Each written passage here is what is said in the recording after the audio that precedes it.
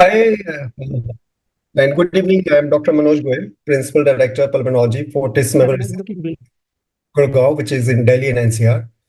And I'm indeed feeling privileged to be once again given the responsibility of hosting a webcast organized by Indian Chess Society. And for this, I thank Dr. Sandeep Salvi, who is the President of Indian Chess Society, Dr. Amita Nene, who is the Chair TEI, and Dr. Ajadhar, Secretary ICS, for giving me this opportunity once again.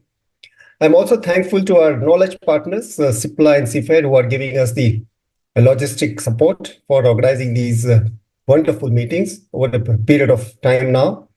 But my special thanks and gratitude go to Dr. Bornali Datta, who has convened this meeting along with some international experts, which is really, really wonderful.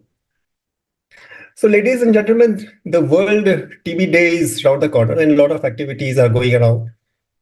And on this day, we actually affirm and reaffirm our commitment to the TB eradication program.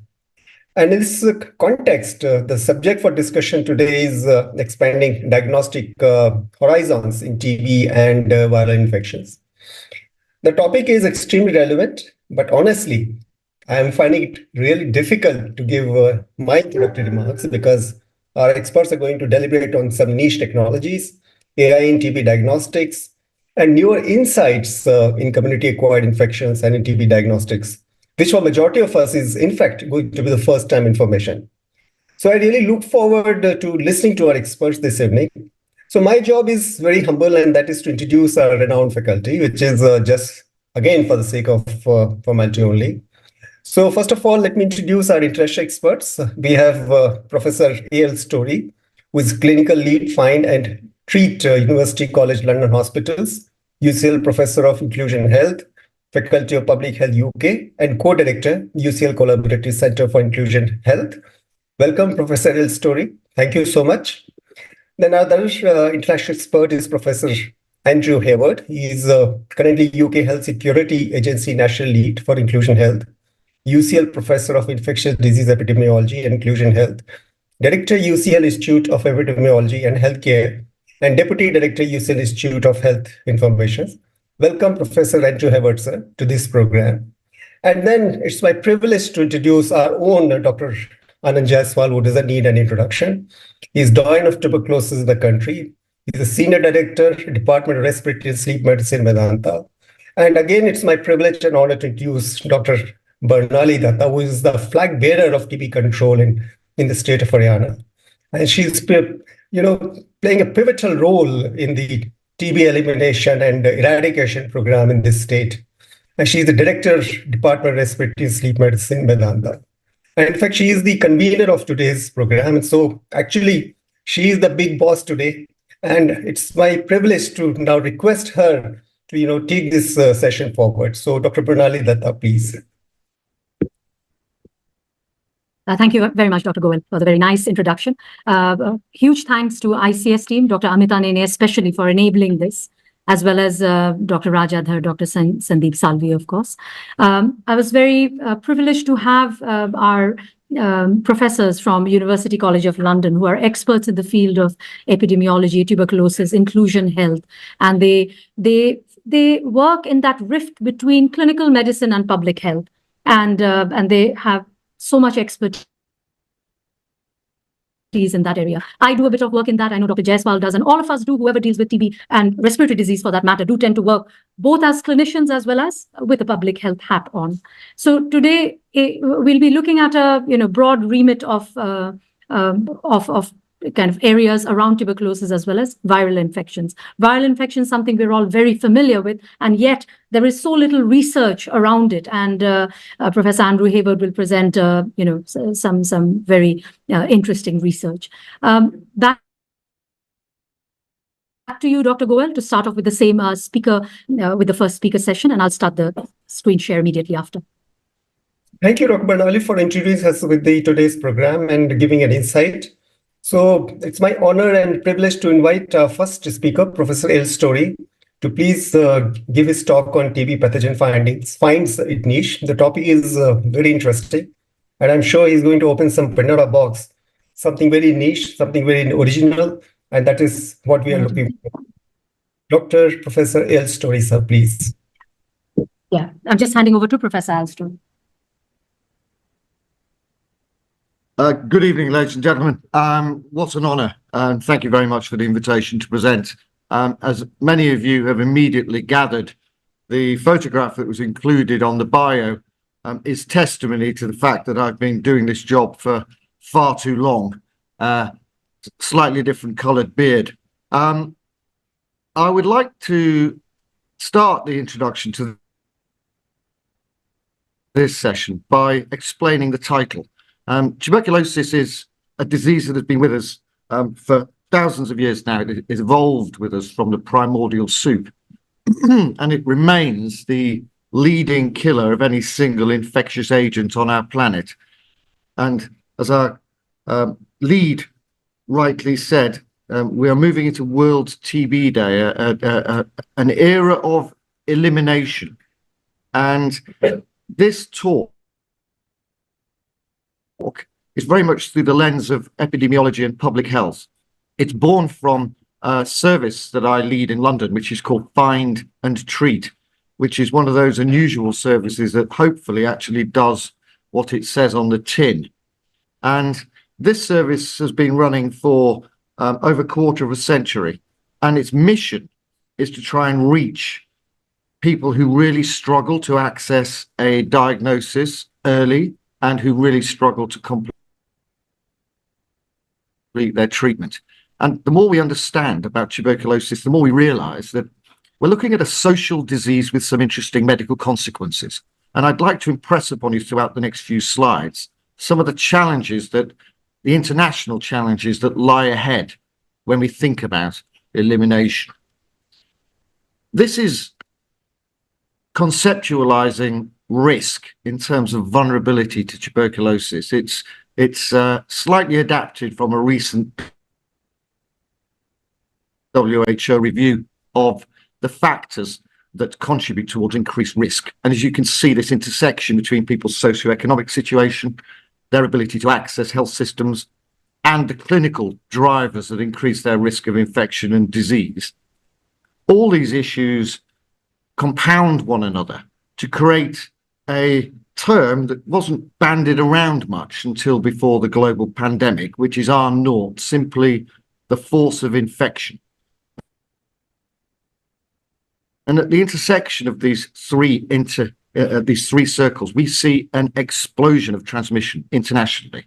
And the work that I lead in London is really about trying to reach people whose delay to diagnosis results in significant onward transmission. How do we do that? Well, one of the approaches we've taken is to generate the fuel that we need in flight, which is really the evidence base. And as you'll see from many of these papers, my colleague, Professor Andrew Hayward, and I have been very fortunate to work together for many years. And this is a paper we wrote some years ago that really tried to highlight that there's a convergence of not least social, but also clinical complexity. In essence, the cases that are becoming hardest to reach are now, in fact, becoming hardest to treat. And when we looked at the data in London, we saw homelessness as an issue that was independently associated with a twofold risk of being infectious at diagnosis, a threefold risk of having MDR disease, and a tenfold risk of non-adherence. But for the purposes of this talk, let's focus in on that risk of being infectious at diagnosis. Finding people with TB is not a new story. Many of you will be familiar with the old literature around mass mobile radiography, and many of you will fully understand that this canny pathogen results in an almost asymptomatic disease in many people. And in fact, as I've learned to understand in recent days, the prevalence survey that was conducted in India clearly demonstrated that in the absence of radiology, almost 40%, if not more, I think it was 43% of cases would have gone undiagnosed. And this old tool remains at the forefront, at the front end of an algorithm that we use in London and internationally in the and internationally. In London and internationally. I'm sorry about that. That we use in London and internationally in the global fight against tuberculosis. This is the most recent iteration of our digital mobile screening unit in London. But as you'll be aware, this is a bit of a lump and technology is moving on. We have integrated active case finding for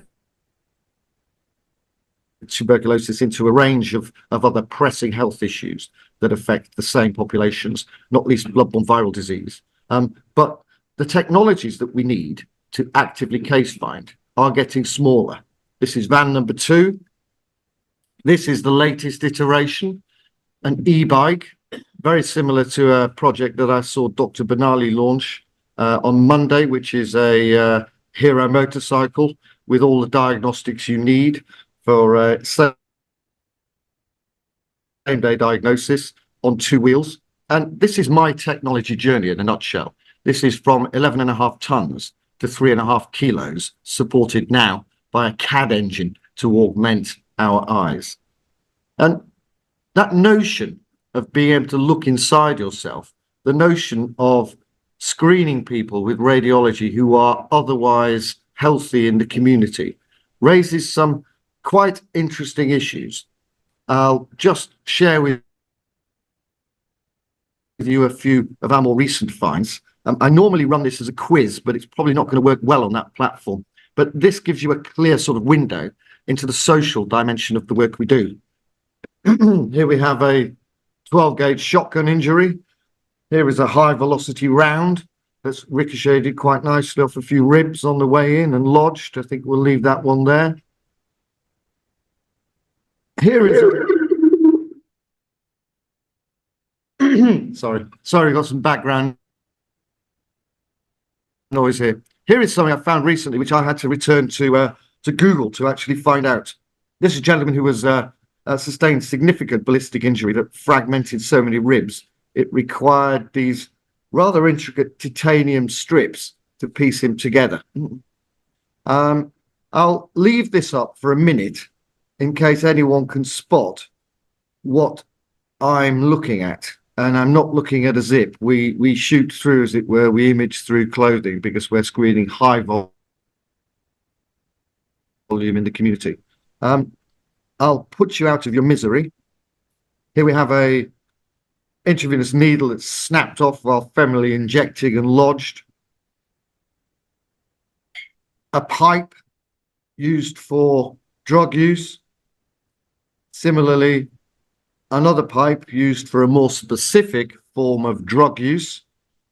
And I acquired it in stereo recently. These I will reassure you are in the bra rather than the lung. You'll be pleased to hear. But what are we looking at? And why am I showing you all this paraphernalia? Well, in essence, TB and drug use, as we understand its epidemiology, are clearly intertwined, and the relationship between increased risk of both infection and disease has been demonstrated now for decades. But drilling into this and understanding how we can use knowledge to inform our interventions is a more recent phenomenon.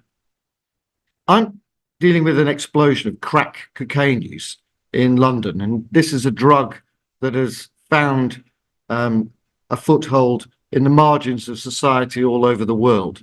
It is a rock cocaine that is smoked. The route of administration is inhalation through the lung. And we know that crack use results in a range of medical symptoms. Over 60% of people who smoke crack have cough and can produce sputum. It masks the clinical presentation of our disease. Wheezing and dyspnea are common. And from a screening perspective, over 50% actually have abnormal radiology.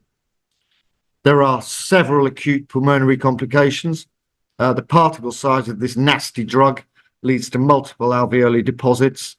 As I previously said, the clinical presentation in terms of TB is almost masked by this nasty chemical. Asthma, acute bronchospasm in healthy individuals is common and potentially life-threatening.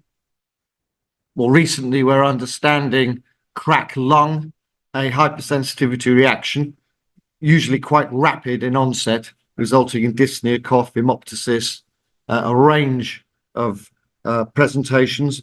It's unknown as to whether or not this is fully reversible. People think it's branching into two courses, one being acute and self-limiting, the other being progressive, with a high proportion of patients on the progressive arm requiring mechanical ventilation and steroids. This little series blew my mind when I found it. This is a young male crack user presenting with hemoptysis. He's given oral antibiotics by the ED team and discharged home. 2 weeks later, he represents again with same hemoptysis, unrelenting hemoptysis. They take a chest PA and see something. I'm sure you can see it. And so they decide to CT him. And he has a 4 centimeter long, 1 centimeter wide piece of jagged glass lodged in his left main stem bronchus and no recollection of aspiration. I'll leave that with you for a second because that no recollection of aspiration thing is relevant to the wrap-up. This is a piece of work I did with Andrew many years ago that basically put the epidemiology of the social determinants of tuberculosis on the map in London. And as you can see, the rates that we were seeing amongst people who use drugs and who experience homelessness and cycle within our prison system are orders of magnitude higher than amongst the general population. And these groups experience long delays to transmission, to diagnosis, consequent transmission, have very advanced disease, risk of drug resistance and preventable death. Now, we were very fortunate to be able to undertake a large cohort study in order to generate this data and collect information that was on an individual level, enabling us to characterize people's cocaine use and other drug use. And having that rich data source enabled us to adjust for pretty much everything under the sun, including time to diagnosis, onset of symptom, including HIV, including all the clinical variables and demographic variables. And this was a first in the literature in terms of demonstrating that people who smoke crack cocaine had more than twofold risk of being infectious at diagnosis. That was an independent risk, as I say, after we'd controlled for all those variables. There was no evidence of a diagnostic delay in this population, and in fact many were presenting quite urgently in respiratory distress. Let's explore this concept. Thermal airways injury. Crack vaporizes at about 90 degrees centigrade, but it rapidly loses its potency. People are administering a very hot inhalation into their airway and very rapidly anesthetizing the airway, so they're completely unaware of the heat, the burn. Also, they're completely unaware of potential foreign bodies and have a significantly, clearly diminished cough reflex. Now, as you'll all be aware, the global definition of a drug is anything you can put in a rat and get a scientific paper out of.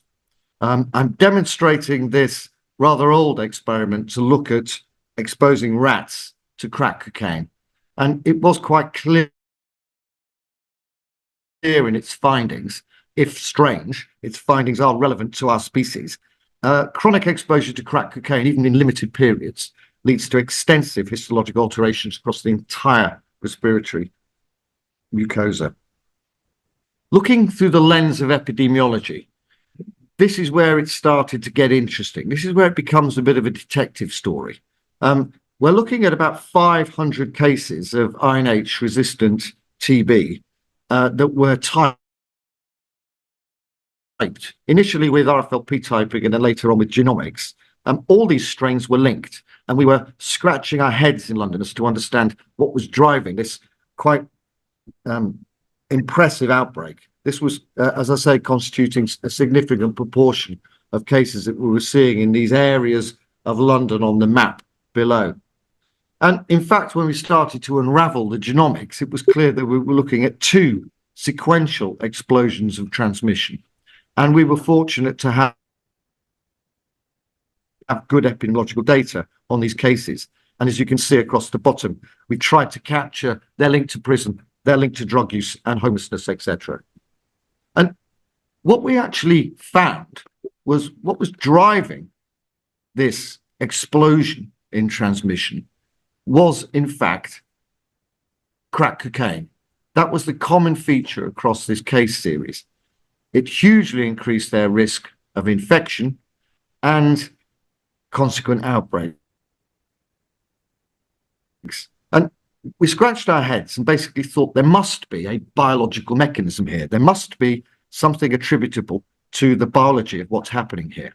And our hypothesis, which has since been corroborated by other research groups, was that there are two real plausible biological mechanisms here. One is basically poor alveolar macrophage antimicrobial activity in crack users. Your average alveolar macrophage is not particularly impressed when it's hit by a tsunami of toxic crack smoke that's above 80 degrees centigrade, and multiple direct effects on the lung, including chronic lung injury. So we thought there's something quite interesting here. In the context of tuberculosis control, this was a new finding, and a finding that was in this century, the 21st century. The graph you're looking at is, in fact, the data from New York, dating back to 1983 to pretty much present day. And as you can see, they experienced an explosion in transmission in New York in the late 80s. And we thought perhaps it was correlated to the crack use that was ravaging the city at this time. The New York's CDC and Health Department had almost entirely attributed this explosion in transmission to HIV. So we dug a little further, and we found from police reports, etc., that in between 1986 and 1988, arrests as a marker of crack use tripled, and estimates of total numbers of users in the city also tripled in that period, from less than 200,000 to 600,000. And a piece of work, an old paper that we found, which was looking at the prevalence of HIV amongst non-injecting drug users, found that the prevalence of HIV was also increasing dramatically at this time. So we showed the data that we generated in London to our American colleagues, and putting it simply, they looked mildly disappointed and scratched their heads because they'd missed it. And the reality is, I think this is a very nice illustration of the social biology and epidemiology of a very canny and adaptive pathogen at work. This is a good illustration, I hope, of the pathogen finding its niche within our society. The pathogen finds its niche where it not only survives, where it not only transmits, but where others fail to look. Thank you very much.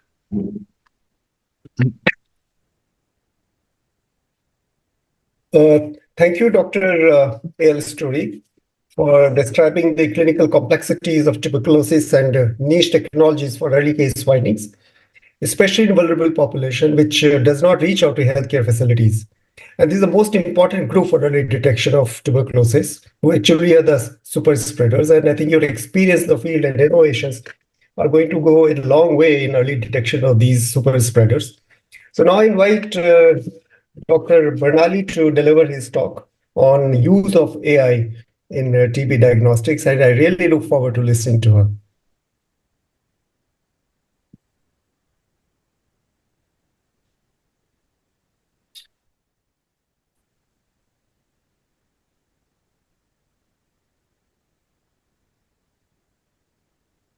Thank you, Dr. Goel.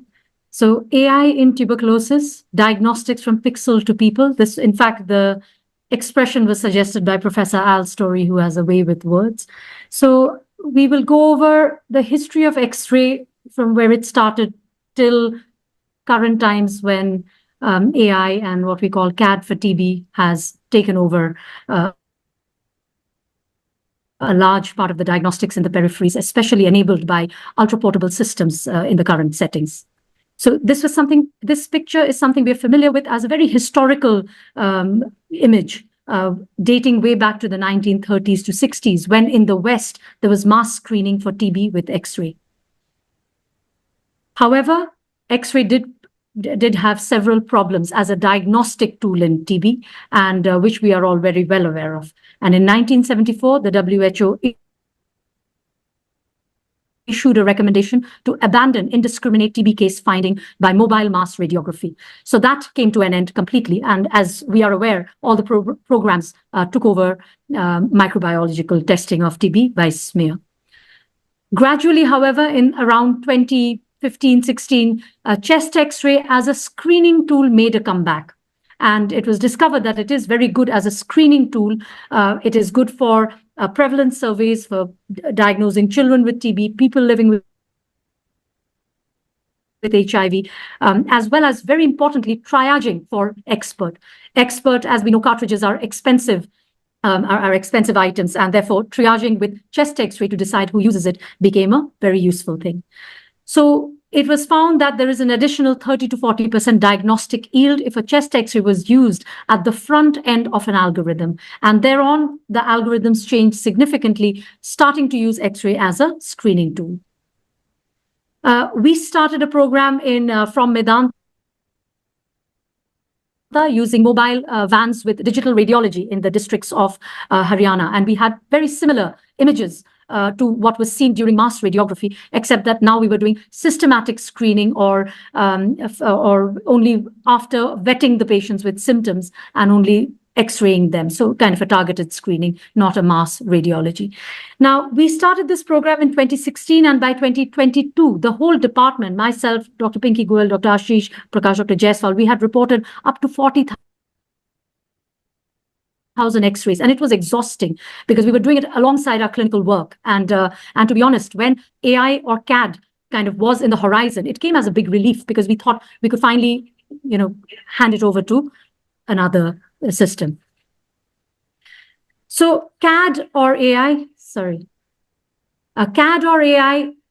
developed very rapidly. In 2017, there was a single product, and now in 2023, there are 20 products, 12 of which are certified and commercially available. So that is, that is technology, I guess, really, moving on. So it takes a digital X-ray, and then, the output is an abnormality score and this overlay. So it gives us, hotspots within the lung, or which indicate TB. There is a huge amount of data there, and I'm sorry, this seems to have shifted a little bit, but essentially, these AI models are trained on large data sets of annotated chest X-ray images to learn the distinguishing features of TB. And then there is deep learning to, in the systems, neural networks to identify this. And eventually it's pattern recognition. Once these have been trained on these large data sets, then they are fed X-rays for reporting, and then they identify the nodules, cavities, infiltrates that they have already been trained to identify as TB lesions. So this is how it works. And, AI, as we know, has becoming increasingly a key thing of our diagnostic tools. So there has been extensive evaluation of CAD or computer-aided diagnostics of TB in chest X-ray by Stop TB Partnership. And I'll go over a few of the publications that are available. Again, just like the way CAD has progressed, the research or evaluation around it has also been many. This particular one, 2019 Nature, showed 3 CAD systems, CAD for TB, which was the earliest one by Delft in Europe, Lunit, Insight, Korean, and then Cure AI, which is a Indian homegrown, very good model. So in this, what they found was that the CAD systems could reduce the number of expert tests needed by 66% while maintaining sensitivity at 95% or better. In all the reviews that we see, we will find that CAD is as good as, if not better than, human reading. This is another one in Lancet, where 5 commercially available AI algorithms for TB triaging was evaluated, and this was done in Bangladesh, and all CAD outperformed experienced radiologists and halved the number of expert tests required, while sensitivity remained greater than 90%. So we are finding that CAD can be a very accurate diagnostic tool. Now, this is a more recent one, which compares different versions of CAD in two, which is CAD for TB and Cure AI. And they find that the newer versions are much improved than the previous ones, and they're almost like brand new products. So I guess it tells us how rapidly technology is kind of progressing. And again, this is another one of 11 CAD products done in South Africa using all these existing products. So all of these reviews then informed the WHO consolidated guidelines of the Module 2 screening published in 2021. And this tells us that WHO gives the guidance that individuals of 15 years and above, in which TB screening is recommended, CAD software programs may be used in place of human readers for interpreting digital X-rays for screening and triage for TB disease. And these products have been evaluated and are now commercially available and widely used all over the world. Now, I'll just present a bit of our experience in it. And this is a cluster RCT that we are doing in state of Haryana in 2 districts, one of active case finding, where the unit of intervention is the subcenter. And we have used a mobile digital X-ray, we have used AI, and we have used CBNAT cartridges. And the plan is 36 months of running the RCT with 3 to 4 rounds of active case finding. And the second round is now ongoing, and we have some X-rays for comparison. So I'll just take you through that. And, AI, of course, is all set to take over the world. But again, pointed out by Professor Alstory, is the terminology RI, or real intelligence, or human intelligence, or organic intelligence, you can call it anything. But again, where do we position each of these? Because both are equally important. So Cure AI, there's now a huge amount of documentation about AI and CAD, AI, ultra-portable systems, etc. How does it report it? The categories are 3: presumptive TB, abnormal not TB, and normal. For presumptive TB, there is a score which goes from 0.0 to 1.0 and tells us the probability of TB. All scores greater than 0.6 is presumptive TB as per the Cure AI, which is the platform we are using. And this is called a threshold score, operating point, cutoff point, or cut point. Now, one thing to bear in mind is that the higher the score, the higher the likelihood of the presumptive TB diagnosis, the likelihood of TB. However, it is not a linear relationship. The probability is not entirely linear. But yes, broadly speaking, a 90% will be far likely to have TB than a 50%, 60%, etc. So round 1, we have X-rays from then, a 9-month hiatus while it was going on, and then round 2, we have paired X-rays to compare. And then we have AI, which is, as I said, the 3 categories, and then human reading. Human reading, in a programmatic sense, is normal, abnormal, but not TB. And then 3 categories within TB: healed, calcified, possible TB, continue to observe, and strong probability of active TB. So this is just to give a sense of the X-rays that will come. Now, this is typically what we see in an AI report in our vans. So, we don't take a printout, of course, but this is how you'll see it. You can see the the white line, which identifies the area of abnormality, and it'll say TB present and abnormal study. They do give us a score as well. So I'll show you some more of this. So this is how it comes to you when the Cure AI interprets it, and it'll give us a score. So you can see presumptive TB with a score of 0.98. So AI thinks it's strongly suggestive of TB, and I think that is corroborated with clinical findings as well. We can see extensive involvement of the left lung. And then this is another one where they have pointed out areas. So you can see that AI gives a quite precise information about each X-ray that it analyzes. And this is within minutes, really. So in the van, we will get it almost instantly. And for a clinician sitting in a OPD, in a tertiary care center, this may not be so relevant because you'll see a patient, you'll see an X-ray, and you'll make your diagnosis. But in the field where there are medical officers who don't really know how to analyze X-rays, you can imagine the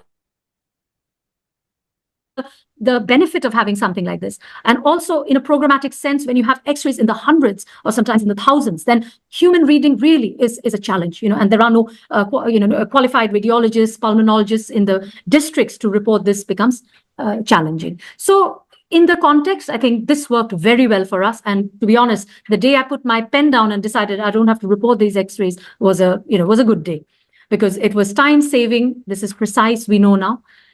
And this is just another one. And this score, as you can see, is 0.32, so clearly not indicating TB.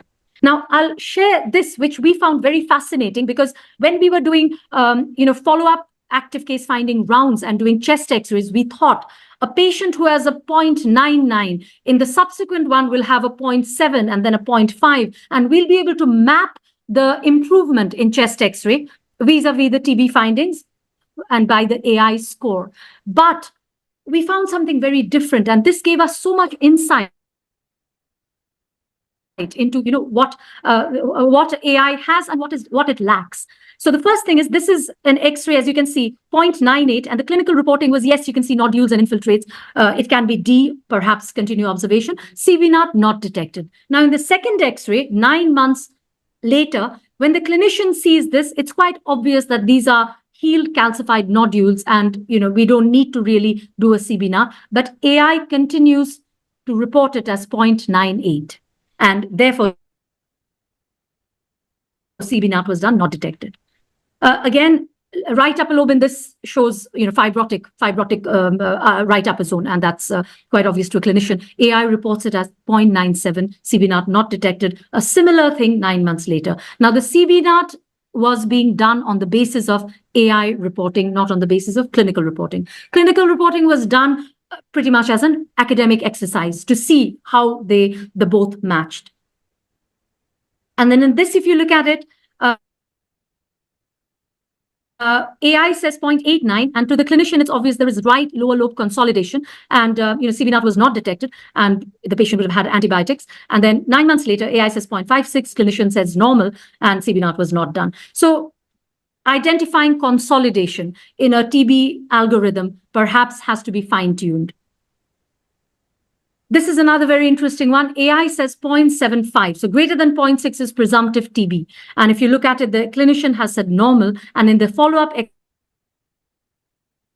X-ray as well, AI says normal. But in this, if you look at it, there is an artifact. As we know, in the rural areas, when we do X-rays, we do it with the clothes on, and there can be sequins, there can be anything on the clothes they wear. And there is a very clearly defined row of sequins going up. And this tells us that AI cannot differentiate artifacts from actual pulmonary lesions. This is another one of consolidation. You can see the first X-ray, there is a left hilum, looks quite, there is fibrosis, and it's lifted up, and there is calcific nodules.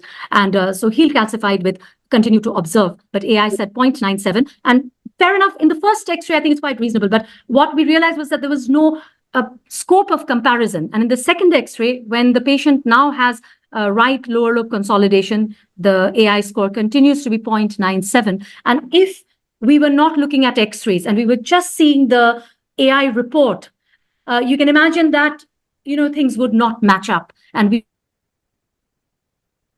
would miss consolidation. We would do a whole lot of CB0s as well. And again, I'm talking now from purely a clinical perspective as a clinician. This was another one where we thought that the first case clearly looks like active TB, AI 0.99, extensive consolidation cavitation, CB0 detected medium, started on ATT, 9 months later X-ray. Now I have the ability to compare, and I can see that the lesions are significantly better, but AI continues to have a static report of 0.98. because the zones involved, the infiltrates, continue to be so. So again, this, where we were expecting it will go from 0.99 to 0.7 to 0.6, that doesn't happen. So that was another, another point for us that showed us that there are these gaps which need to be improved. Beg your pardon. Then we have one X-ray here with an AI 0.99, which is also, reported as D, CB0 detected low. And then in the next one, AI is the same, and the patient has had treatment and now CB0 not detected, and there are kind of calcified lesions.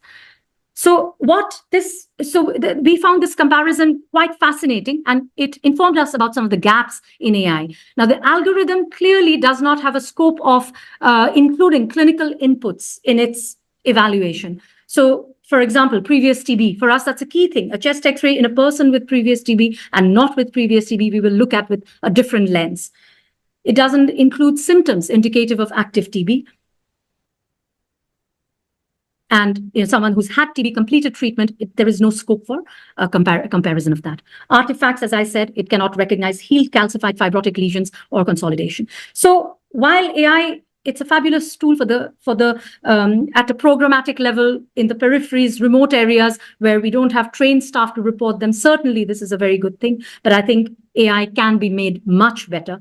And if it has to emulate RI, then certainly, we need to put in, or the companies who are making it need to put in much more to make it reach that level. So this was an area that we found kind of, the clubbing of clinical medicine with public health medicine, how it can give us some phenomenal insights. Now coming to the ultra-portable systems, advent of the ultra-portable systems. Again, tertiary care hospitals of not much use, but working in the field, this has absolutely revolutionized it. We started with big vans, and what Professor Alstory showed were these enormous, vans weighing tons and costing a lot for fabrication, a lot for maintenance. We've had vans made for, costing 60 to 70 lakhs to equip it with everything, a state of the art, but a white elephant nonetheless. And now we have these bikes, and you can just, you can see this individual with this backpack. And we went into one of the districts, and in a plot of land, we just took out the X-ray machine, which is like a little camera on a tripod, and then the plate where the patient is to stand, which is also on a tripod, and that's it. And you have your you can take your X-ray, and everything is in a laptop, and you can see the X-ray then and there with the AI. AI is incorporated into this, so that makes it technologically, really quite tremendous. So inner city, narrow lanes, or rural areas with no access, these are possibilities for us. So ultra-portable systems, this is a slide borrowed from the Stop TB partnership. And essentially, I suppose the only thing is the radiation safety. You've moved out from the comfort of lead-lined X-ray rooms or vans, and you're out in the field, and you're emitting radiation all around. And how does that work? And I think it has been quite adequately proved that this can be made radiation safe. So the radiographer, as you can see, if he stands 1 meter behind with a lead apron, he can do up to 175 X-rays a day, 5 days a week for the entire year. So radiation exposure is actually quite less, and it's less than 1 unit as recommended in the international standards. So, and then if it's 2 meters, then you can do up to 250 examinations a day. This has been looked at very clearly, and guidance tells us that you have to follow local guidance, and the companies in India who are making this have got approval from the AERB, which is the radiation safety body of the country, essentially. So now, winding up, the other concern with ultra-portable is the image quality. Is it really as good as the image that we do inside our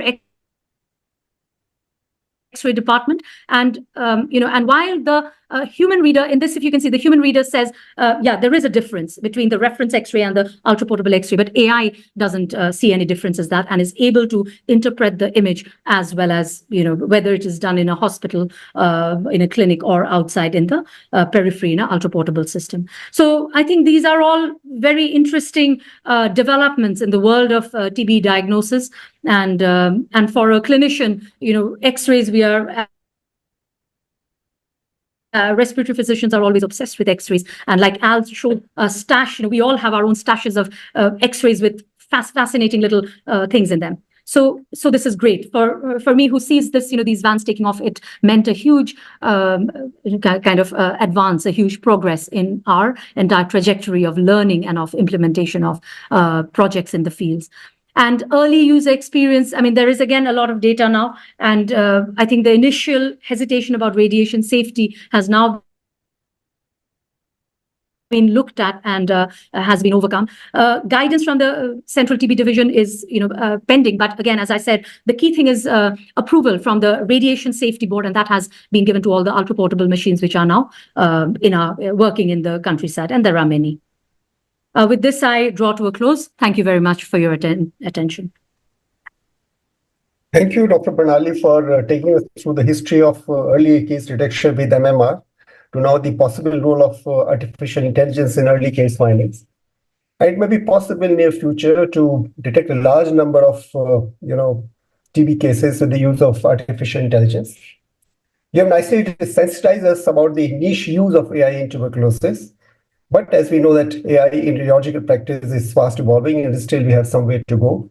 But your talk has been very, very interesting. Again, it is one of the talks which has opened a new Pandora box, and we are really looking at early detection of tuberculosis, which is so very important in the TB control program. So thank you, Dr. Bornali, once again. And now it's my privilege and honor to invite Professor Andrew Hayward to deliver his talk on insights into community-acquired respiratory infections, a topic which is of very keen interest to me, and many times, these infections mimic tuberculosis and vice versa. Professor Andrew Hayward, please.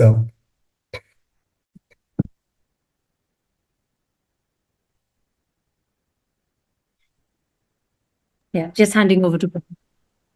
Yeah, I'm just handing over, and that's the one, right? Acute respiratory impact on cardiovascular incident.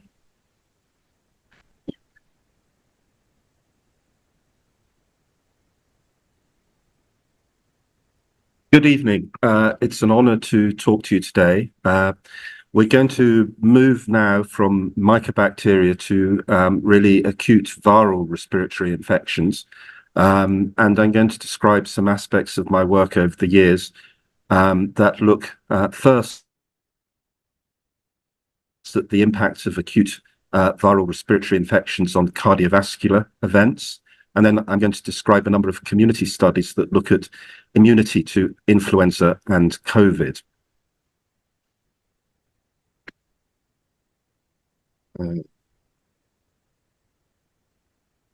So this first slide is really showing the fact that we have known for very many years that there's a strong temporal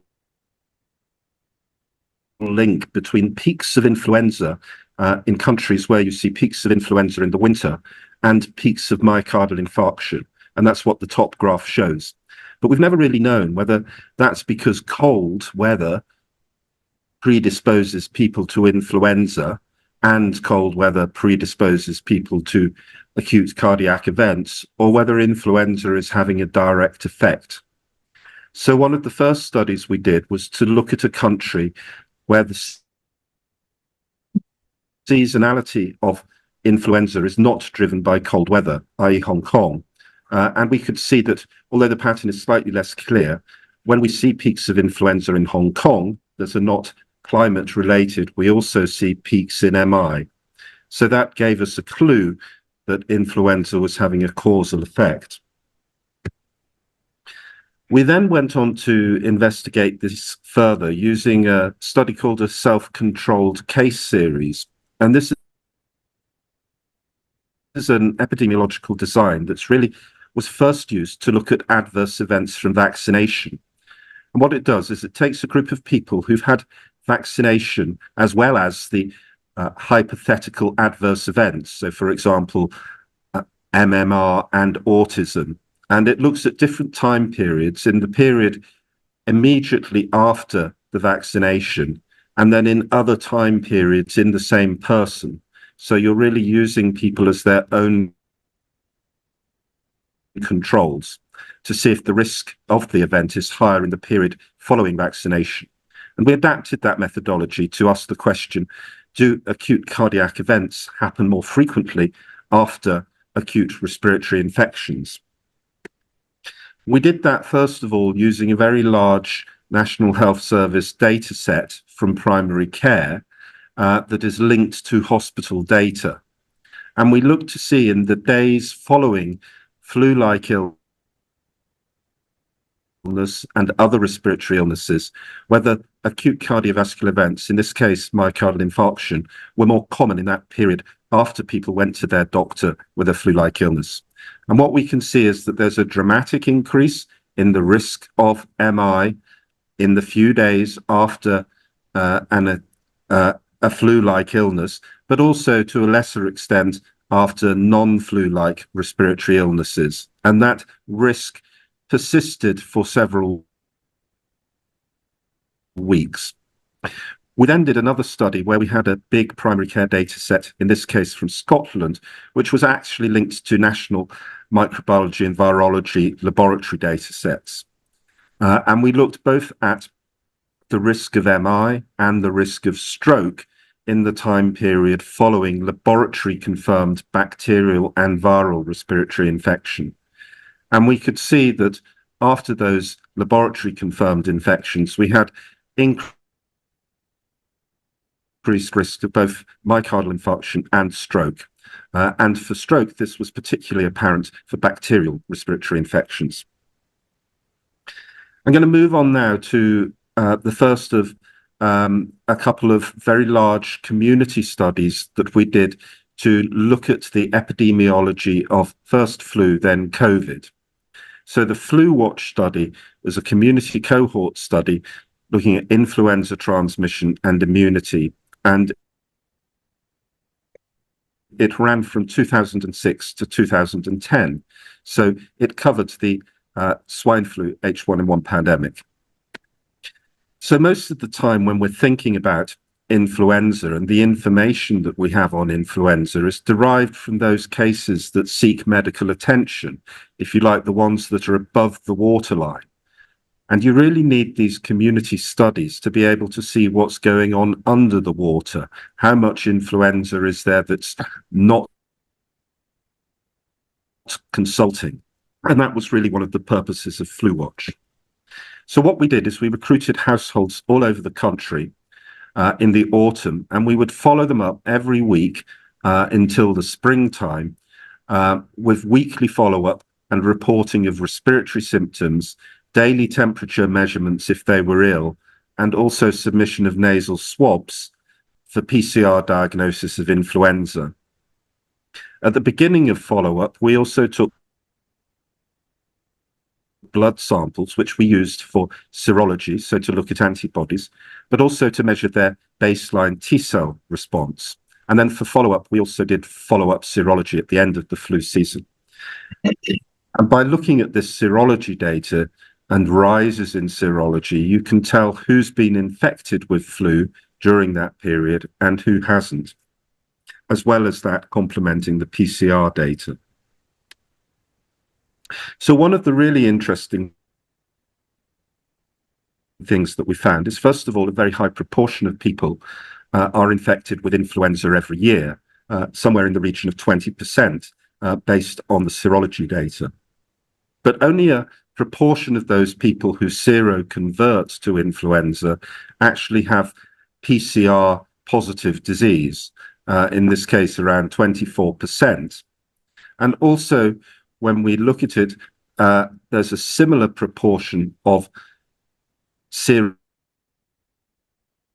seroconversion illnesses, or rather seroconversion events, that actually result in any respiratory illness. So what this tells us is that there's a very high proportion of influenza which is asymptomatic and doesn't lead to PCR positive disease. And so we were really interested in trying to find out what the immune basis of this, people being infected but not developing symptoms, was. So we're all familiar with the role of antibodies in preventing respiratory infections and other infections. So we have antibodies that bind to the external proteins of influenza, the hemagglutinin and the neuraminidase, and these prevent infection establishing in the first place.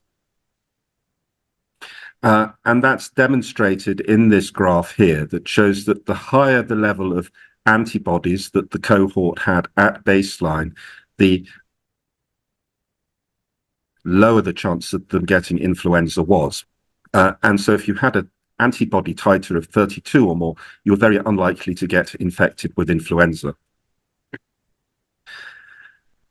But we were also interested because antibodies change all the time, or rather the external proteins on influenza change all the time, little bit from year to year, and then very dramatically during the pandemic, where we get antigenic shift.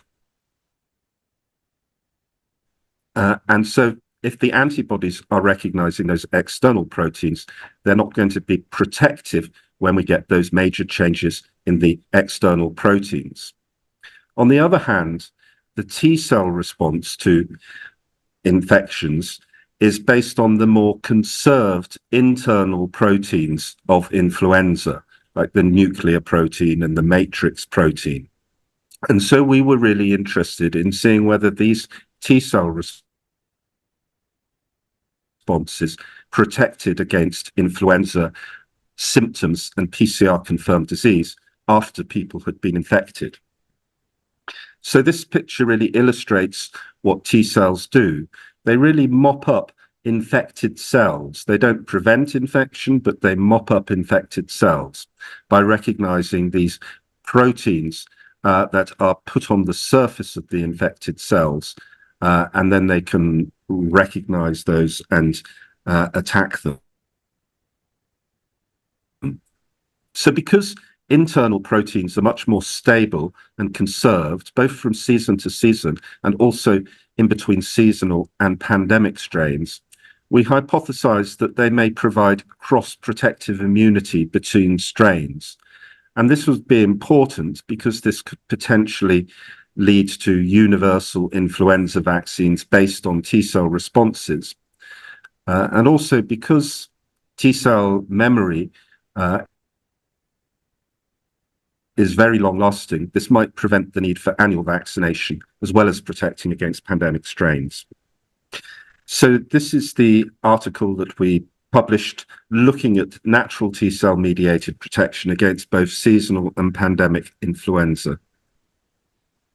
This is just showing Am I all right? Yeah. Apologies for that. So this slide is just showing the number of individuals that we recruited for these T-cell studies in each year of the FluWatch study. This plate is really showing how we did the T-cell assays. What we do is for each of the influenza proteins, the external proteins and the internal proteins, we break them up into peptides which coat the bottom of each of these cells. And then we add white cells to each of the wells in this plate. And if they recognize that protein, if the T cells recognize that protein, they release interferon, which we can then stain for. So the number of cells that recognize these proteins is measured by the number of spots in each well. This graph is really showing the very big range in T-cell responses between individuals, from very, very strong responses to very, very weak responses. And it's broken down with the different colors representing the response to each of the proteins. And the other thing that we could see is that the T-cell response varies a lot by age. So young adults having the most vigorous T-cell response and the elderly having the least vigorous T-cell responses. When we looked how the T-cell response was broken up, we could see the most common response was to the nuclear protein, with over 40% of our participants recognizing nuclear proteins.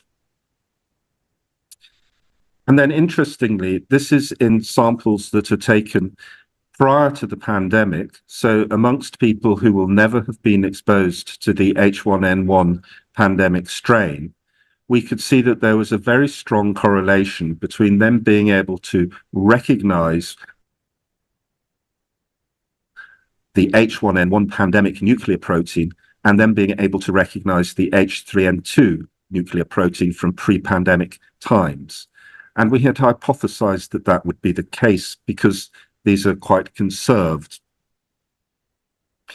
And then this slide is really then looking to see amongst people who were infected, both for pandemic and seasonal influenza, did those people who had high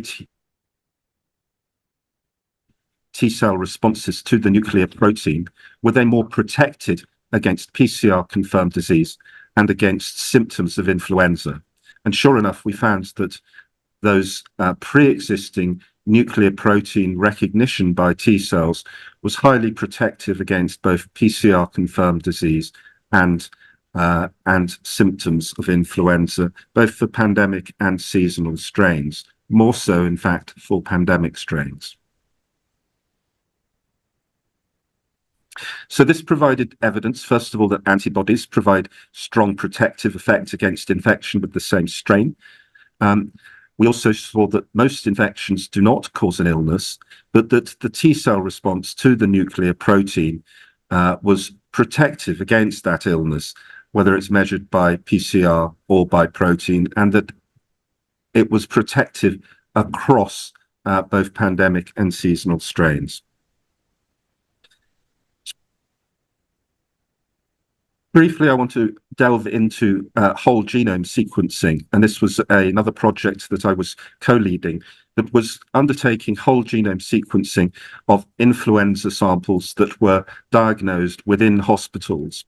And we started to use that to look at chains of transmission of influenza within hospitals.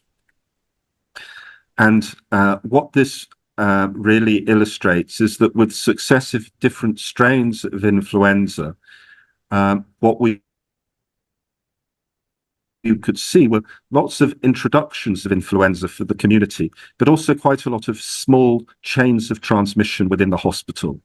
And based on that, we estimated that about 1 in 7 cases coming into hospital will initiate a chain of hospital transmission, and that these chains of hospital transmission account for about 15% of all hospitalized cases, and really showing the importance of infection control within the hospital setting. Moving on now to a study that I led during the pandemic called Virus Watch, was based on very similar principles to the Flu Watch study, in terms of it being a cohort study that followed families up over time with regular reporting of illness and ascertainment of COVID. But the thing that we were able to add to this study was monthly antibody testing using home finger prick tests, so that we could study the impact of vaccination on antibodies and how this waned over time. So the first study that we did on this was following the first dose of vaccination.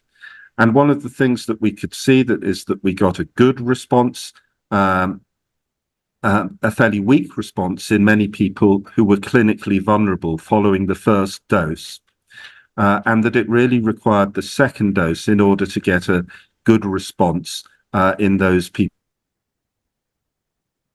who were clinically vulnerable. And this helped the government to make decisions to bring forward the second dose of vaccine in those who were clinically vulnerable. The second study that we did was really looking at antibody waning. Again, this study also showed in more detail this time the sorts of clinical illnesses that led to suboptimal antibody levels in people with 2 doses of vaccine. And we can see that particularly people with immunosuppression, whether that be through steroids or monoclonal antibodies or anti-rheumatic drugs, were particularly vulnerable, but also people with heart failure, malignancies, chronic renal disease, and cancer were all producing much less active antibody responses following vaccine. What this graph shows is the antibody response by time after the first dose on the left and after the second dose on the right. And we can see that we're doing this separately, with the blue line being for the AstraZeneca vaccine and the pink line being for the mRNA vaccines. And we can see after the first dose, both vaccines perform relatively similarly. But after we have the second dose, we have a big increase in the antibodies obtained after that first dose. But that the levels of antibodies reached were much, much higher with the mRNA vaccines than with the AstraZeneca vaccine. And then we could see that there was a rapid waning of antibodies after the second dose. This is plotted on a log scale here. So in fact, the waning looks less dramatic than it would if it were plotted on a normal scale. But one of the things we were then able to do was to correlate the antibody levels at baseline with the risk of being infected. And these different lines show different quartiles of those antibody levels, with the blue line being those with the lowest antibody levels. And we could see that they were getting infected much faster than those with higher antibody levels. And we were able to use this to predict that people who had been vaccinated with the AstraZeneca vaccine would develop breakthrough infections much quicker, perhaps after about 100 days, compared to those who'd had 2 doses of the mRNA vaccines, where we would expect them to be reinfected more like 250 days. And again, this led to a decision to help to introduce a third dose of vaccination, but in this time for that third dose to be with the mRNA vaccines rather than with the AstraZeneca vaccine. And interestingly, what we can see here in the top lines is after the third doses of vaccines, it doesn't really make much difference whether you have AstraZeneca or mRNA. You're reaching similarly high levels of antibodies. So to conclude, the first dose of AstraZeneca and mRNA vaccines result in similar levels of antibodies, but you really need the second dose to get high antibody levels. The COVID-19 antibody levels after the second dose vary significantly between mRNA vaccines and AstraZeneca vaccines. There are lower antibody levels achieved in the elderly and those with chronic disease, so they need extra vaccines. And those antibody levels wane rapidly over time, leading to breakthrough infections. But the third dose of actually either AstraZeneca or mRNA vaccines leads to high vaccine antibodies again. So I hope this demonstrates how community studies of respiratory infections can really add to our understanding beyond perhaps what we can even understand during vaccination trials.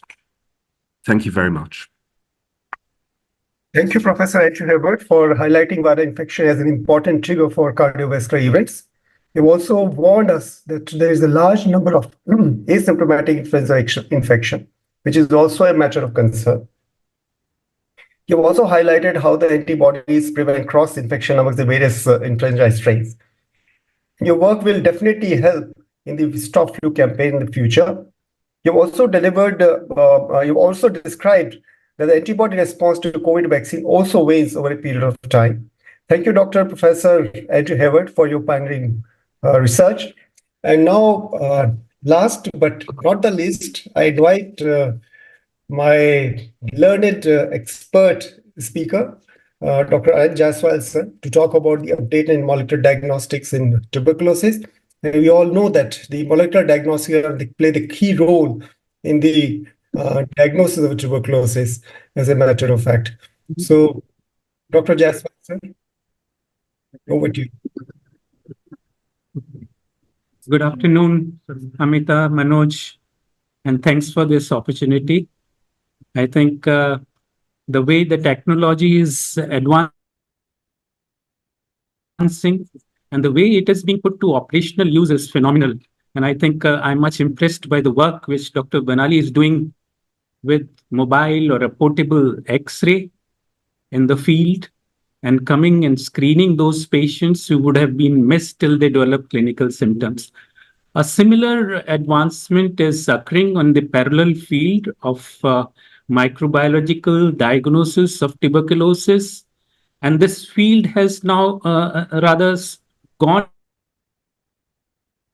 into the molecular biology fields. So most of the microbiologists, when they talk of tuberculosis, run on this, I cannot see the screen here. Sorry. So now the TB microbiologists have changed gear and they have switched and become molecular biologists. And they would come, when we would not Yes, be. can you give the full screen, please? We're not having the full screen. Right? Can you hear me? Hello? 1 minute.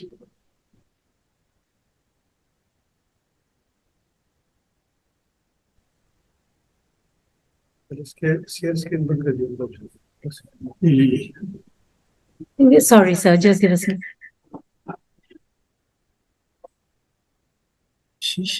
minute.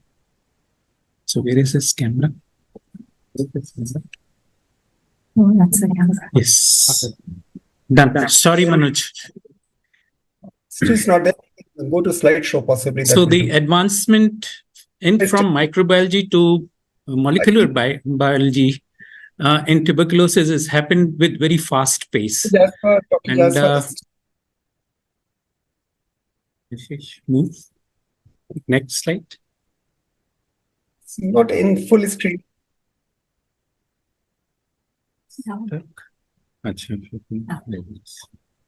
Okay, so we are very well conversed with this algorithm, which now finds its way into the national guidelines of the diagnosis of TB.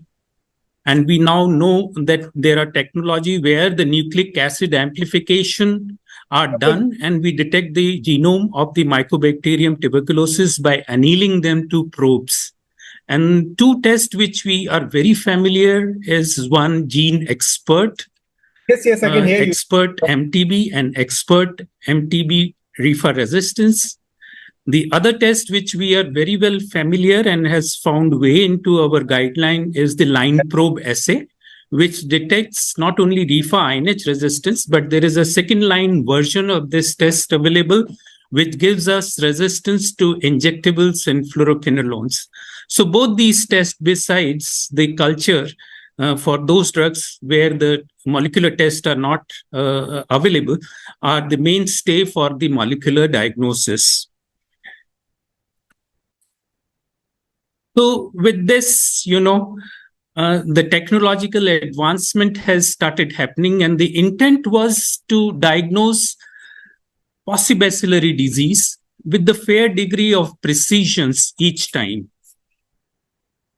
And with this, what we used to diagnose as a smear positive case, for which we needed, say, 10,000 to 1 lakh bacteria per ml, we have now come to technology where, we talk of colony forming unit. At a unit level, what is the number of the bacteria which is needed to detect a positive result? And therein, the line probe assays and the Gene Expert scored over the conventional smears and the cultures. So these are the WHO endorsed tests. And largely, if you divide the tests which are now considered as a benchmark for the molecular diagnosis of tuberculosis, can be divided into two subsets. The one subset would be the probe-based test, where you use commercially available probes, knows the sequence by annealing them to these probes. The second set would be those where you can directly sequence the genome of the Mycobacterium tuberculosis. So gene sequencing. And then these probe tests are largely the nucleic acid amplification test, and they are automated and they are probe based. And in them, the technological advancement has happened so that we have low complexity probe based nucleic acid amplification test, a moderately complex technology, and a highly complex technology. So WHO does not now pick up test on individual name. They say whether it is a low complex or a medium complex or a highly complex nucleic acid amplification test, which is probe based. So currently we know the gene expert related test and the line probe assays, which are endorsed product, but there are equal number of tests which have now been passed with WHO recommendation, and WHO says that you can use these tests for the diagnosis of TB and demonstrating drug resistant. So now these tests which I'm going to deal at the very first, they are the probe based nucleic acid amplification test, and they are low complexity test. And they are highly recommended by WHO for diagnosis of TB and demonstrating reefer resistance. So we know that these are cartridge-based tests which involve minimum manual handling of the sample, except for decontamination and preparation of the sample. The inoculation lands up into a small cartridge, which then multiplies the DNA, which anneals the probe and then gives you an automated results in 2 to 4 hours time. So these cartridges are now doing the entire work which the lab people used to do for PCR or DNA, multiplying the DNA of the Mycobacterium tuberculosis. So the machine has taken over the entire process till the report is generated. The turning around with expert is hardly 2 to 3 hours, and the sensitivity is excellent. You know, as I said, for the smear diagnosis, we needed at least 10,000 bacteria. Here, the bacterial load, even if it is 130 bacilli per ml, this test can demonstrate you the bacteria very well. It requires minimum training and minimal infrastructure. And this is how the formats looks like on the microbiologist screen. And you can have a loop where, you know, you can see a graph plotted, which says that MTB is not detected, the green signal. And if there is an MTB signal which is positive, then it would turn out into red and you will see that curve growing MTB. And simultaneously, the cartridge will demonstrate if the MTB is detected, whether there is resistance or not.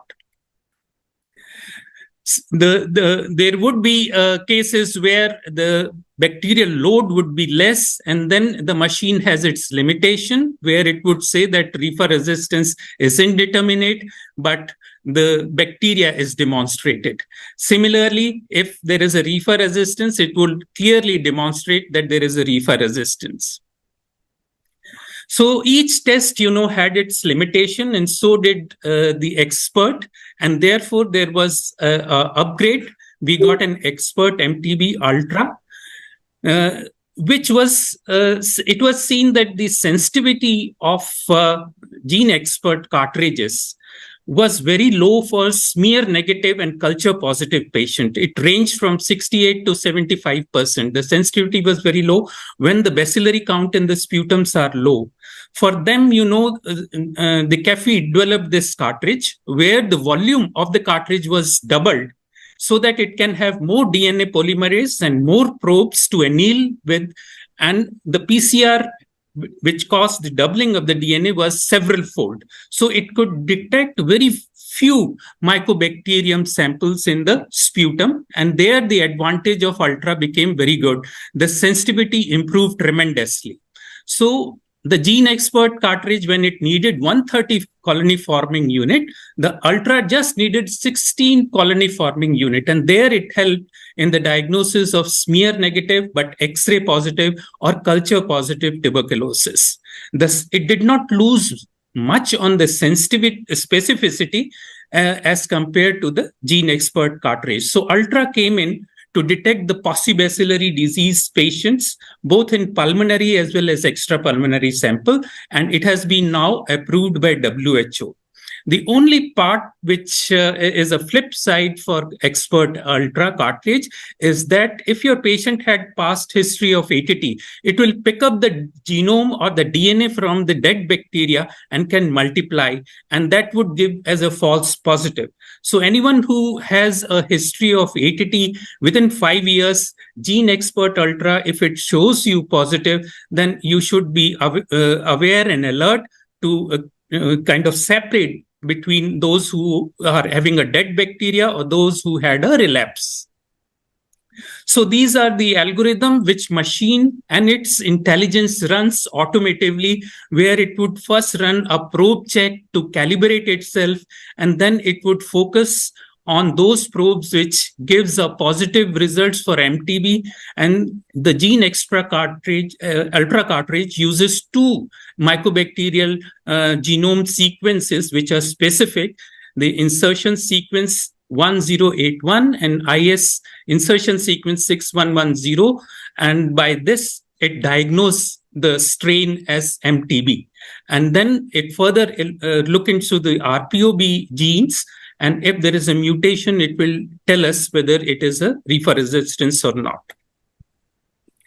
So the advantage of Ultra became apparent, and this has now been recommended. And in most of the institute, this test has now found place so that even the possibacillary disease should be detected. And the flip side, we should remember that it can be a false positive in those patients in whom there is a recent history of TB treatment. So another advancement occurred. Most of these tests required a controlled environment and temperature control and a continuous uninterrupted power supply. They would get interrupted and then again would start from zero.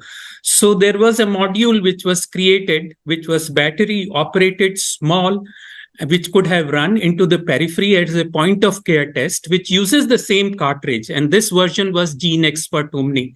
So you can use the same cartridge for the peripheral healthcare units to give the point of care for diagnosis of TB patients. This gives you a rapid result, but this is a single module machine, so you have to wait for the second sample after the first result.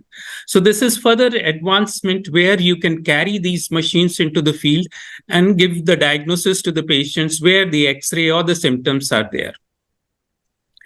Another advantage which occurred was the detection of additional resistance. So these cartridge of Gene Expert gave us only reefer resistance. What about the other drug resistance? So they developed a cartridge for second line drugs, the Gene Expert MTB XDR cartridge, wherein, with the same technology, you can get resistance to INH, fluoroquinolone, and injectables with good specificity and sensitivity.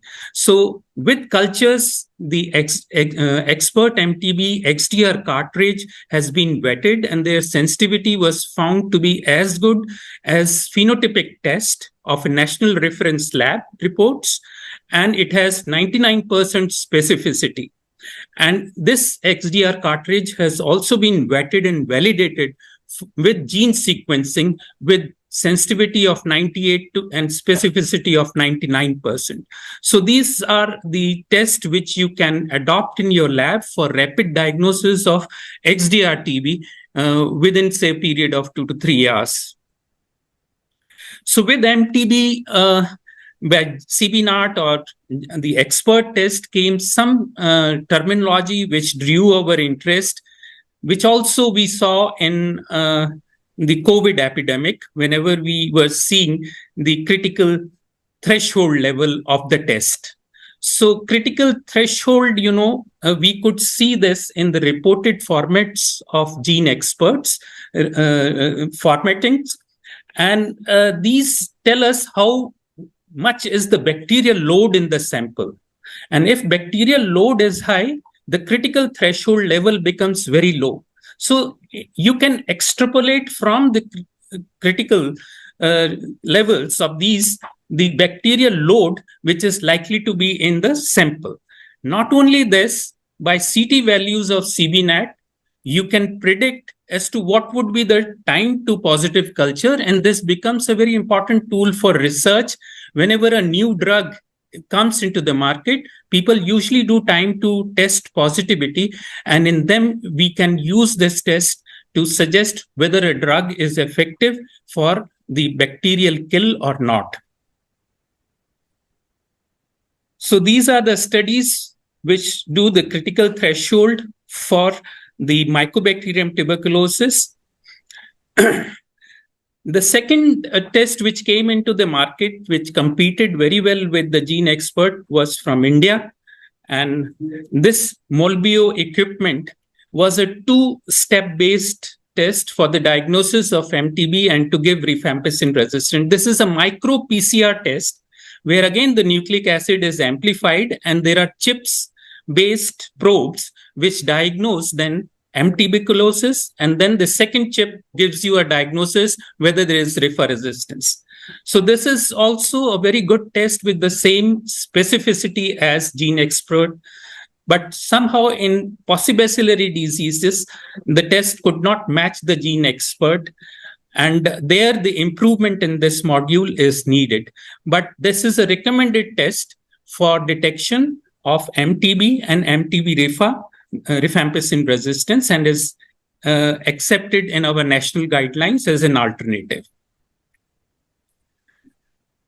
So where does these expert MTB and ultra compare? And that is what I was telling you, that if you have a pulmonary tuberculosis which is smear negative and you happen to do expert MTB and expert MTB ultra, you get an added advantage of about 15%. And in HIV pulmonary tuberculosis also, the advantage is similar, 13 to 40%. So in possibacillary disease, the test is more sensitive and does not lose much of specificity as compared to expert MTB ultra. Now, these are the low complex probe-based nucleic acid amplification test. Now, this test, which is a line probe assay, which is a hybridization test, again, there is a nucleic acid amplification in that, and you use probe, but these are complex rated test by WHO. So in them, you have to have clinical skills, and your laboratory has to be very well BSL-3 laboratories, and you need a skill of the technician, and the tests are very elaborate. So they are rated as complex tests in which, you again do a nucleic acid amplification, and then you anneal probe to them.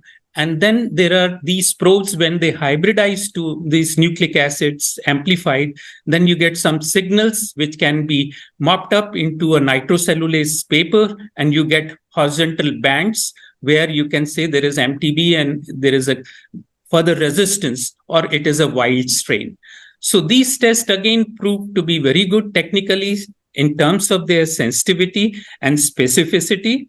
If the sputum is positive. So the flip side of line probe assay in detection of MTB and MTB rifa resistance is if it is a possibacillary disease, the line probe assay sensitivity is poor, though the specificity remains somewhere around 94 to 98%. So if a smear is positive, then this test will give you with equal precision the diagnosis of MTB and rifa resistance.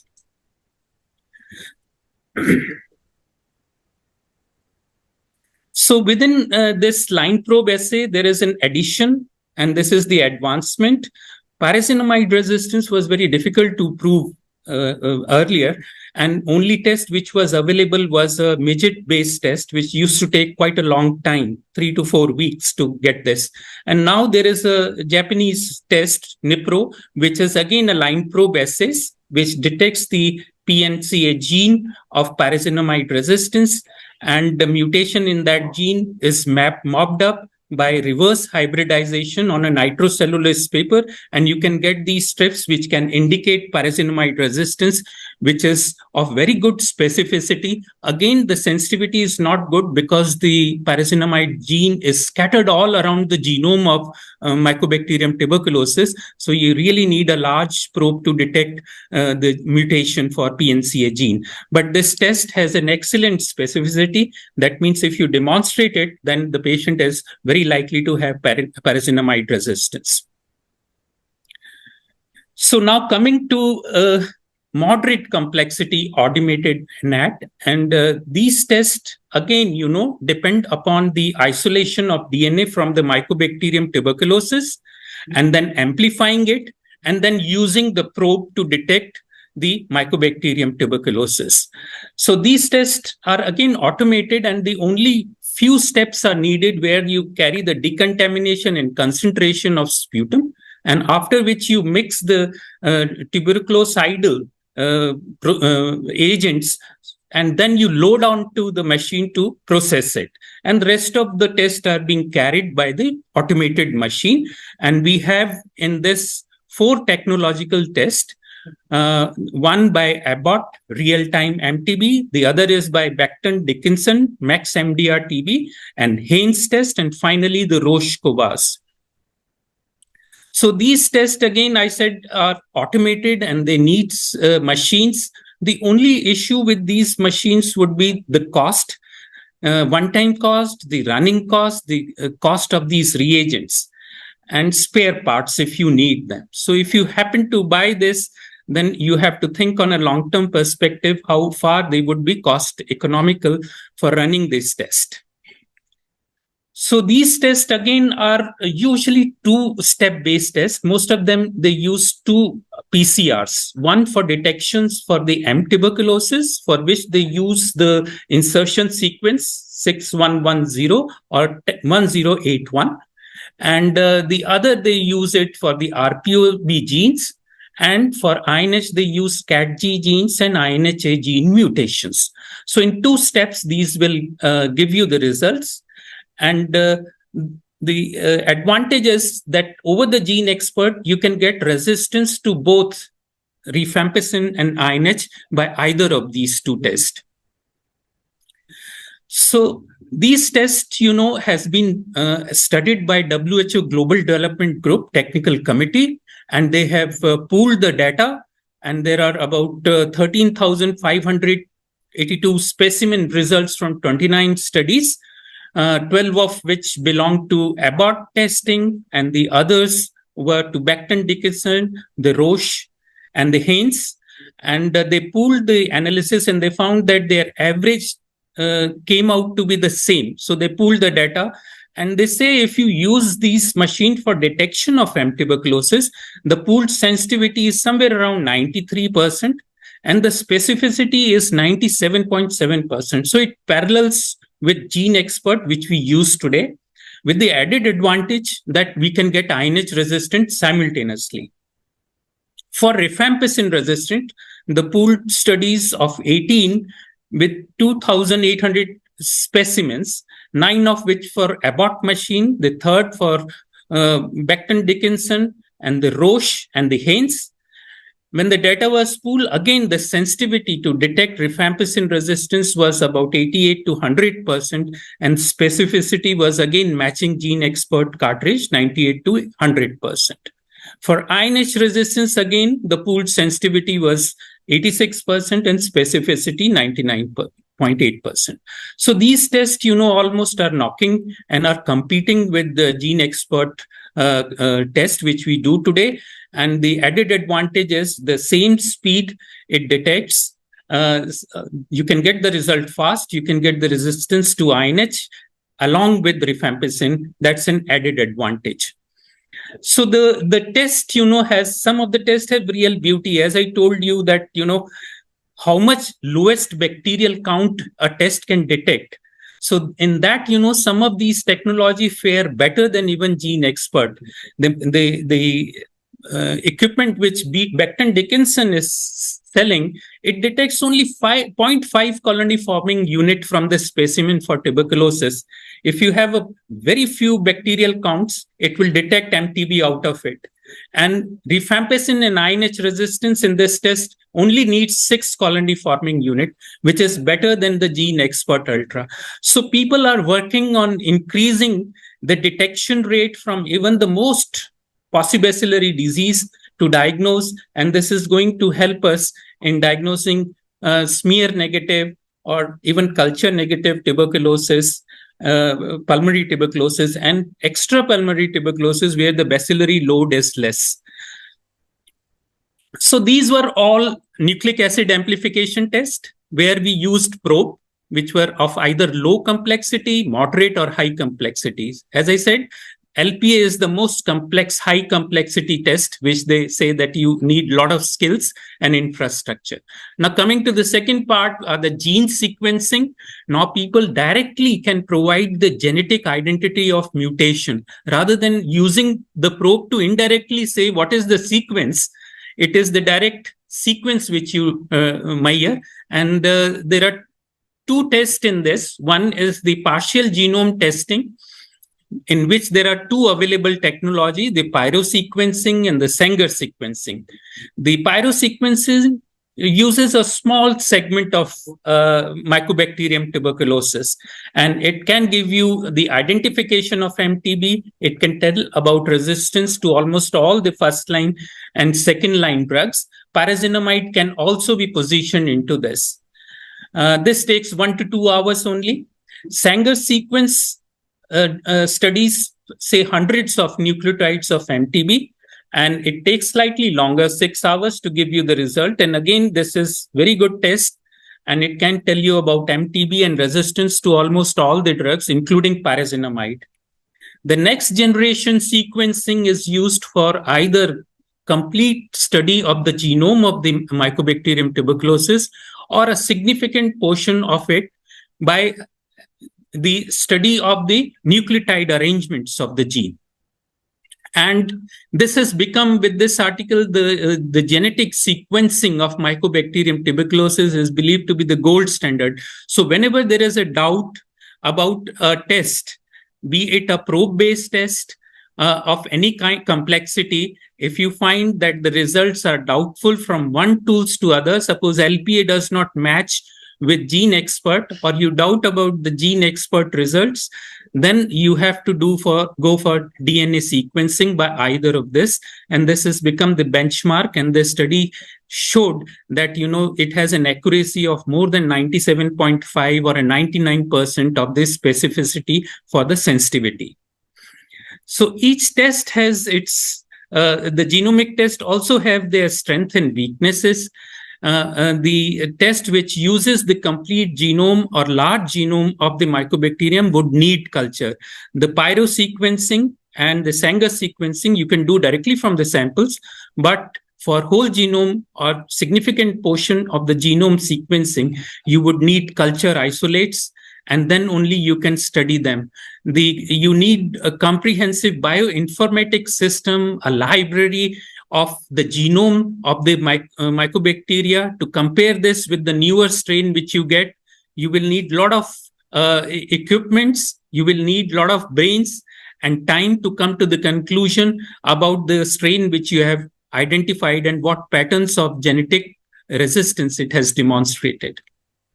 So equipments are now installed in India, and most of our national reference lab, one in Chennai and 2 in Delhi, have these, and you can order for next generation sequences from these institute to, if there is a doubt about the resistance.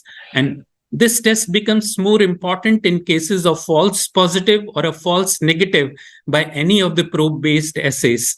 So there are certain mutations which are silent mutation or which are missense mutation, which the routine probe will tell you is resistant to RIFA. But in practice, in vivo, they do not confer the resistance to rifampicin. So these tests, the genetic sequence test, can identify and can tell you that there is no resistance, and you can very well start the first line drug and the patient would respond. So this sequencing has its advantage, and the whole genomic sequence have now been installed in most of our national reference lab. And this is certain in future, they are looking for cell-free DNA of Mycobacterium tuberculosis in the peripheral blood and the serum. And from there, they say that you can diagnose patient having tuberculosis or other disease. And this technology is now developing and people are looking, and CAFED is working on it. Not only they are looking at DNA, they are looking at those genes where there is an mRNA expression of tuberculosis, and they are picking up and diagnosing tuberculosis versus other infections in the various body fluids. So these are the new innovations which are happening. So to summarize, we have our conventional test, the line probe assays, and the nucleic acid amplification probe-based test, for which we can have rapid resistance with RIFA, INH, fluoroquinolone, and aminoglycoside.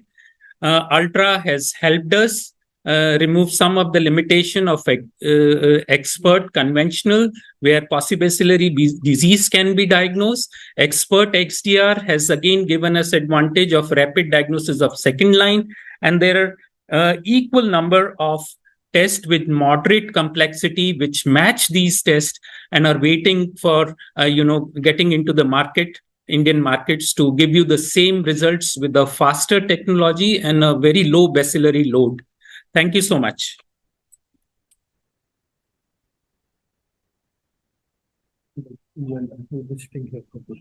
Okay. Thank you, Manoj.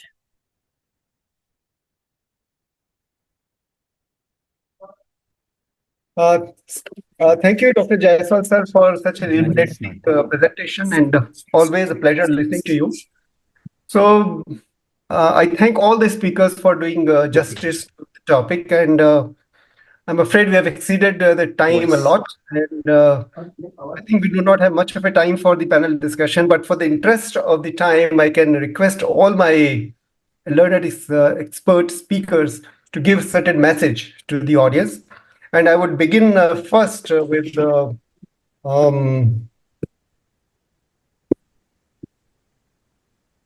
just a minute. So I first begin with Dr. Bornali. I would like to know a message from you as far as the role of artificial intelligence in TB diagnosis, and more importantly, the role of the ultra-portable system which you have described, and how they are going to be implemented in a vast country like India. Very good question, Dr. Goel. And I think we have been, I have been very impressed at the advances that have happened in the last, 5 years or so. First, with AI coming forth in the last 6 years, it has absolutely boomed. And now the ultra portable, and so many Indian companies also are making, low cost, simple, lightweight ultra portables that can be carried to really far distances. So I think without a doubt, that is the future. With that at the front as a screening tool for TB diagnosis, for TB, for the entire algorithm for TB diagnosis, I think we stand a very good chance of having that implemented in a wide area. There are already many people implementing it, not necessarily through government, but more through corporates who are assisting the government in doing this. So in very remote areas and inner cities, it is already being used, and we hope to be part of that as well. But certainly that seems to be the future. Thank you, Dr. Bornali. And I would like to know from Dr. Jaiswal, sir, what is your message about the molecular diagnostics and especially the gene sequencing in early diagnosis of multi-drug resistant cases, which is a real challenge? So, Manoj, what I would suggest that, most of the probe-based nucleic acid amplification test we know. And the only thing is that we are very well versed in the availability of the expert machine, and expert cartridge is so widespread under the program that it would be really difficult for the other commercial test which are waiting to get into the market, because already machine is with us and cartridge is very easy to procure. But the test are very sensitive and specific, and the results of these tests, matches with the conventional culture reports and the sensitivity report from our national reference lab. So these have become a part of diagnostic test, but cultures have not totally lost its utility, in those drugs where the genetic or the molecular tests are not available. They still hold. And for the pyrazinamide resistance, as I said, still, MIGIT in India still remains the test of choice. Similarly, for the newer drugs which are used in the MDR-TB program, be it bedaquiline, delaminate, or linezolid, the liquid culture stands their chance, and they stand tall over the molecular test as yet. So we have to refine our tools for more drugs. Till then, every test has its value, but for the common drug like rifampicin, INH, and injectable and fluoroquinolone, we have a convenient test in form of line probe assay and the Gene Expert MDR XDR cartridge, which can give a reliable test and which is recommended now by WHO. The gene sequencing part, I think, would come only in doubtful case where you believe your patient should be sensitive, but either of the test is showing as resistance, or there is an indeterminate resistance to one of the drugs, or if there is a confusion and a doubt between the line probe assay and the Gene Expert result. So quite often, in the lab, we get a RIFA resistance by Gene Expert cartridge, and the line probe assay says that RIFA is sensitive. So I think for those kind of dispute, the gene sequencing would be the best to answer. I don't think gene sequencing should become a routine test for all the patients which come as yet. Thank you, Dr. Jaiswal, sir, and Dr. Professor A.L. Story, sir. We were really impressed with your niche technologies of early case findings, especially in the vulnerable populations. So I would like to know your message as far as in the Indian context as to how your research and your application in the field could be relevant in India. Well, we all stand on the shoulders of giants, and in reality, you are years ahead in terms of scaling access to ultra-portable radiology in particular. And as Dr. Jaiswal so eloquently outlined, the technologies for taking suspected TB to confirmed TB are almost in our hand. And in terms of trying to reduce this inexorable attrition in the care cascade that has set us back for so many years, it's a quantum step forward to be able to think about marrying radiology with a rapid, highly sensitive and specific molecular test to ultimately think about treatment initiation within hours, not days, of a suspected presumptive case. And the work that I've seen going on in Haryana and the work that's going on the streets of Delhi is potentially transformative, and genuinely offers hope in terms of accelerating case detection, treatment initiation, in a way that we wouldn't have imagined even relatively recently, 5 years ago, I would say. Thank you, Professor Story, sir. Now, I would request Professor Andrew, sir, to please give us a message about the preventive aspect of the vaccination as far as the acute cardiac events are concerned with regard to the influenza or other viral infections. Yes, thank you. So I presented results that I think showed fairly clearly that influenza has a triggering effect on the likelihood of myocardial infarction, and that's particularly the case in people who are already at risk. And I think what this shows is really the importance of vaccination as a way of preventing myocardial infarction in people with existing cardiovascular risk factors. So that's an important clinical message. And in fact, there's been and a meta-analysis of randomized trials of influenza vaccine, which weren't looking to see, their primary outcome was influenza, but they'd also measured myocardial infarction, and we can see very clearly that influenza vaccine is protective. And I would expect, because we also see a similar association between COVID and myocardial infarction, that COVID vaccine would also be protective against myocardial infarction and other cardiovascular events. That's a very important and useful message, Professor Hayward. Now, we have come to the end of this session, and it has been an exciting session. There were 1,700 logins, but there is no other person who deserves to give the concluding remarks than Dr. Bornali Datta, who has put an enormous effort to bring about this meeting. So I would request Dr. Bornali Datta to kindly conclude this session. Thank you, Dr. Goel. I think it is thanks to, the first big shout out to Dr. Amita Nene, who really, enabled this to happen, because there were many delays in the whole process, but we finally got there. And Dr. Manoj Goel for always being there to,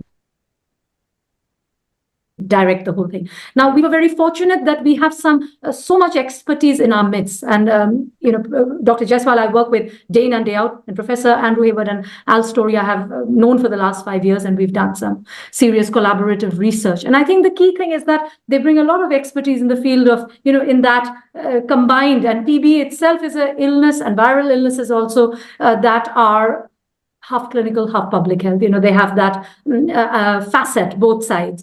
And there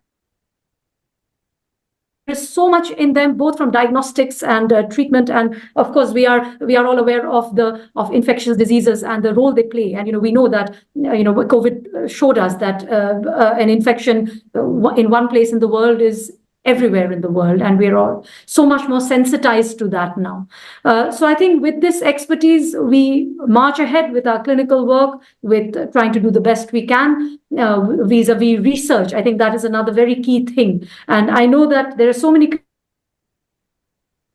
clinicians who managed to do very robust research, Dr. Goel himself being one of them, with so many publications and things like that. That requires a lot of very sincere work. And I hope that we can forge ahead, working towards, infectious diseases, making things better vis-a-vis diagnostics, treatment, and research. And again, once again, I'm very grateful to the ICS platform, to Cepheid for supporting us, and CIPLA supporting us, and all the clinicians who have taken time out and logged in. Thank you very much for that. Thank you, Dr. Bornali, for organizing this meeting. And I must say that there is a famous quote by our beloved, famous Mr. Amitabh Bachchan, TB harega, Bharat jeetega, which means India to win has to defeat TB. Our Honorable Prime Minister Shri Narendra Modi ji has also two dreams, a developed India and TB eradication. And both his dreams are directly linked to each other. Therefore, we once again reaffirm to put all our efforts to defeat TB. And in this context, the knowledge and the wisdom shared by our learned expert is going to be extremely useful.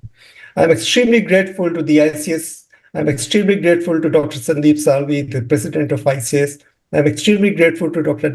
Amita Nene, Chair TIA. I'm also extremely grateful to Dr. Rajadhar, Secretary ICS. Grateful to Cepheid, CIPLA, Herschel CIPLA, and all the attendees who have joined us from all over India and did not leave at all. More than 1,700 logins, record, and the credit goes to all our eminent experts. Thank you very much, and my gratitudes are going out to all of you from the bottom of my heart. Thank you very much. Till we meet again. Thank you. Thank you. Good night, Manoj. Thank you very much. Good night.